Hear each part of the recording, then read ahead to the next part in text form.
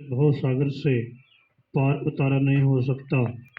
गुरु मिल जाए तो सासंगत महात्मा कहते हैं कि ये जन्म मरण का जो चक्कर है छोड़ जाए।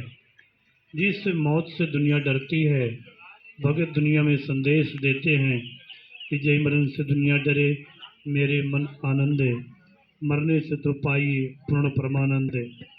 इस बात को समझकर दुनिया में महात्मा संदेश चले जाते हैं कि सासंगत मेरा मुझ में कुछ नहीं, जो कुछ है सो तेरा।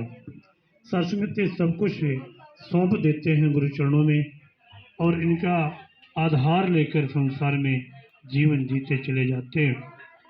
वो स्थिति सासंगत परिस्थिति चाहे जैसी भी हो, इनके सामने पर मनो स्थिति एक होती है, गुरसिख वाली, भगत वाली।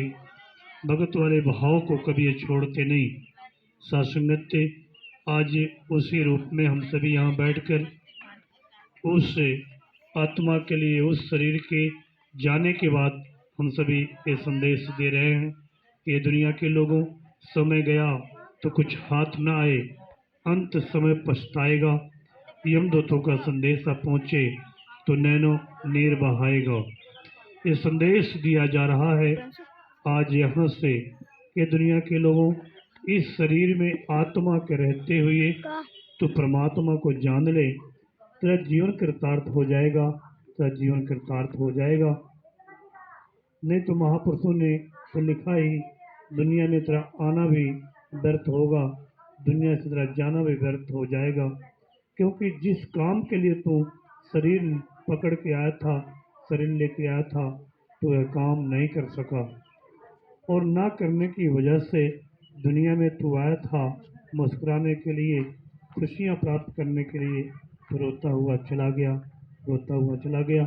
तो दास सिर्फ एक काम में विनती करेगा, मेरे भाई आओ, जिस लिए दुनिया में आए हो उस काम को कर लो। उस काम को करने के बाद ही तो संसार में मुस्कुरा सकेगा।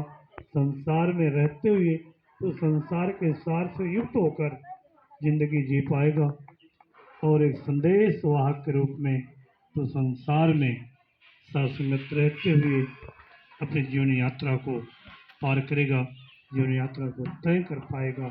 सासंगत जी प्यार से कहिए धन्यंकार। तो सासंगत दास इसी कड़ी विनती करेगा, परम पूजनीय महात्मा मस्तानी साहिब आके हुजूर साहिब के चरणों से आशीर्वाद प्राप्त करें। सासंगत जी प्यार से कहना धन्यंकार जी। मास्टर साहिबा आके आशीर्वाद प्राप्त कर लें। सासंगत जी प्यार से कहना धन्यंकार जी। मास्टर साहब, मस्तानी साहिबा आ जाओ महाराज, प्यार से कहना धन्यंकार जी। आ जाओ महाराज। किससे बोलूंगा?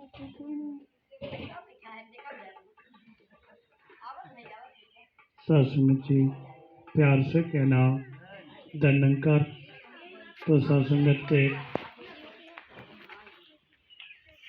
जी थे हमारे अंदर एक कमी है कि इंसान के खोल में रहकर भी वो इंसान नहीं होते।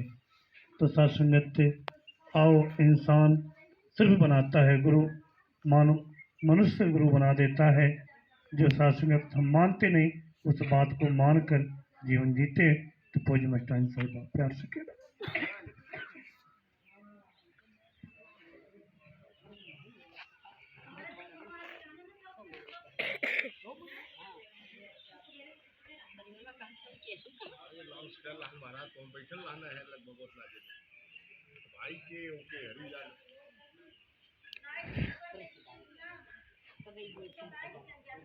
आदरणीय प्यारी सात संगत जी, बड़े प्यार से बोले धन निरंकार जी। सात संगत जी, कमी जैसी हो हुई है कि लोग दिल्ली से आए समागम से, इसके बाद खेती बाड़ी का काम में सब अपने जुट गए हैं, इसी वजह से भीड़ भी कम हुआ। अब देखिए आप लोगों के सामने कह रहे हैं कि अनाउंस किया गया था बढ़िया ढंग से, लेकिन इसके बाद भी वहाँ का सहारा आप ना लेकर के आप स्वयं इस चीज को प्रसारित करें, लोगों से मिल करके कहें, तब जाकर के पंडाल भरता है। इंसान इसी माया में इतना लिप्त हो चुका है उसी को सब कुछ मानता है। मेरी खेती, मेरी बारी, मेरा बेटा, मेरी बेटी, यानी जितना भी है, नौकरी चाकरी जो भी है, वो इसी में इतना लिप्त है, सोच नहीं पाता है कि कुछ समय ऐसा निकालो, प्रेम कर लो राम से। आखिर ये चीज होना ही होना है। भगवान बुद्ध के सामने उनके भिक्षुक लोग जब पहुंचते हैं, और मैं रात का ये सीरियल देखी हूँ तो ही बता रही हूँ कि बाबा भीमराव वहाँ पहुंचते हैं।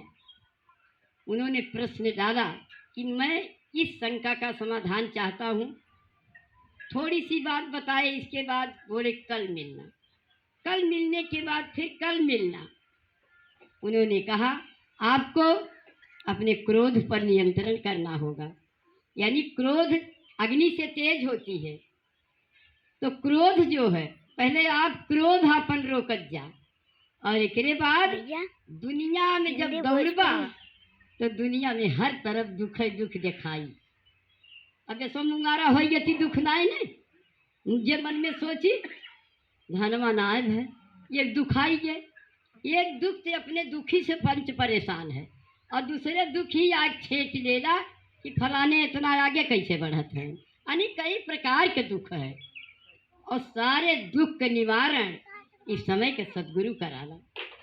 तो साथ संगत, आपका भी फर्ज बनता है कि आप लोग जो है कम से कम ये बताइए कि आज मेरे घर प्रोग्राम है, अपने मोहल्ले में, अपने घर में ऐसा जागरूक कीजिए कि लोग आकर के बैठे इस चीज़ को सुने। हमरे लोग इतना पुरान है, लेकिन एकरे बादो जब घरे प्रोग्राम होला, कहाँ कहाँ गाड़ी उठाए कई गांव तक चल जाइला, जहांगीरगंज कमहरिया तक। ये एकदम ये नहीं बल पर ना रही प्रमुख भाई, प्रमुख कितना काम करिए, हमारा भी फर्ज बनता है।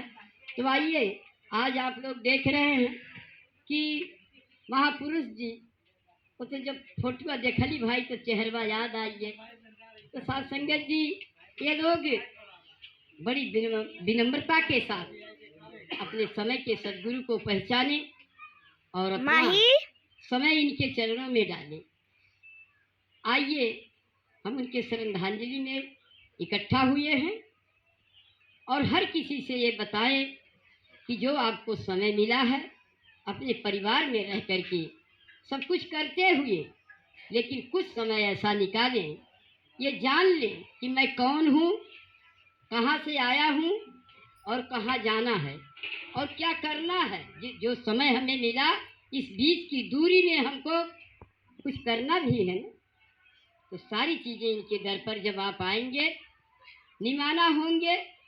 एक छोटा सा उदाहरण है कि आपके घरे हैंड पाइप है, लेकिन अगर आप भी कहें कि हमार प्यास बुझ जाए, तो बिना ओके निहुर के चलोगे, प्यास ना बुझी। अकड़पन छोड़े है, चाहे जो बना दे तू, औकात न हम भूले, पहले हम क्या थे अब क्या हैं, ये बात न हम भूले। आप कुछ लड़के यहाँ ना रहे, माई काकी जब आप धरती गिरला भाई हमारे सबके जमाने में, और अब तो बात दूसर बात, बच्चा पैदा नहीं हुआ, अरे बाप भीतर से वो हंगामा मची, मच्छरदानी ले आ जाए तो झगड़ा निगोटी ले आ जाए, कपड़ा ले आ जाए, और वह समय नहीं रहा कि माई काकी के पास क्या रहा, धोती वोती में के फाड़ के कैसो लपेट दे, लड़कन के लिंगोटी बांध दे, कुछ लेके कोई नहीं आया है यहाँ। और यहाँ आने के बाद आप अपनी मेहनत से, अपनी लगन से सब कुछ आप बना रहे हैं, गाड़ी मोटर खेती बाड़ी शौक सिंगार जो कुछ भी आप अपनी मेहनत से बना रहे हैं, और वो भी कुछ परिश्रम करके ही गए होंगे, जो आपको ये शिक्षा दे करके गए। और ये भी आप उन्हीं की मोहब्बत में, ऐसे जैसे लोगों को आप नहीं बुलाए हैं, आप ब्रह्मज्ञानी संत को बुलाए हैं कि इनके आखिरी दिन पर हम खुशी से ये भी कर दें। तो साथ संगत जी, समय बहुत हो चुका है, व्यवस्था थोड़ा लेट हो गया है, और महापुरुषों को भी शिवतारा भी जाना है, वहाँ शादी है, और उनके दरवाजे पर भी एक सुमिरन करके जाएंगे। गई तन मानो का है मिला, भजने को भगवान, माया को क्यों भज रहा, रे मूर्ख नादान, खाना पीना व्यर्थ है, दिन जाने भगवान, इसीलिए तो सुंदर तन यह पाया है इंसान। एक माटी के कई खिलौने, कई हाथी कई घोड़े, और माटी में माटी मिल गई है, रचनहारी जब तोड़े।